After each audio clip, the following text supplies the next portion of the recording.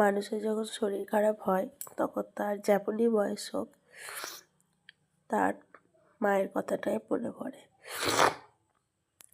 So hi everyone, আমি প্রিয়াঙ্কা। আমি তো ভালো নেই, আশা করি তোমরা সকলেই ভালো আছো। তো গলার অবস্থা বুঝতেই পারছো, ওয়েদারের এই অবস্থার জন্য আমারও শরীরের এই অবস্থা। মুখে কোনো স্বাদ নেই, তাই একটু ম্যাগি খেতে ইচ্ছে করছিল।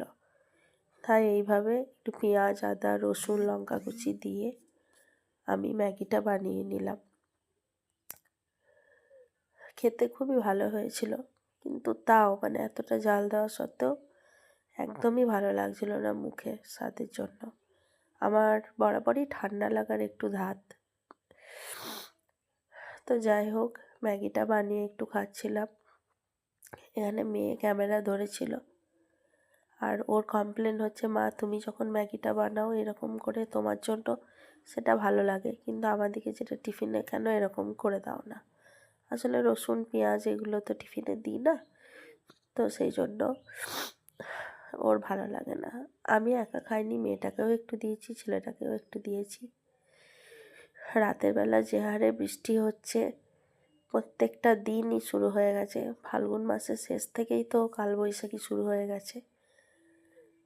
ওমবাবু সবে LKG, ওকে একটু পড়ালেখা করাচ্ছিলাম, কিন্তু দেখো লিখতে জানে তাও দুষ্টুমি করছে। আসলে ওর বয়সটাই তো এরকম দুষ্টুমি করার। দুপুরবেলা বর ডিউটি থেকে এলো, তাকে খেতে দেওয়া হয়েছিল। মা আজকে অনেক কিছু রান্না করেছে, মাছ ঝালদা, চাটনি, শাক, কুমড়ো ফুলের পোস্ত। আমি বলেছিলাম মাছটা একটু ভেজে দিও, আমি খেতে পারছি না।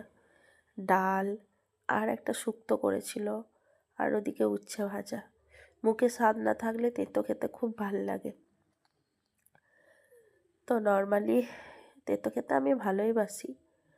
তো যাই হোক, এই দেখো সন্ধেবেলায় আজকে কি অবস্থা, ঝড় বৃষ্টি, বিদ্যুৎ চমকানো।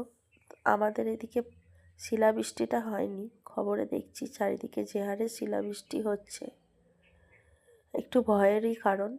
আর যেহেতু আমরা চাষিবাসী মানুষ, আমাদের জমিতে ফসল আছে, এই সময় মেনলি আলু। আমরা নিজেরা তুলে আলুগুলো স্টোর করেছি, কিন্তু সবার হয়নি। এখন দু ভাই বোন ঢাকঢোল বাজিয়ে নাচানাচি করছে। টাটা সবাইকে।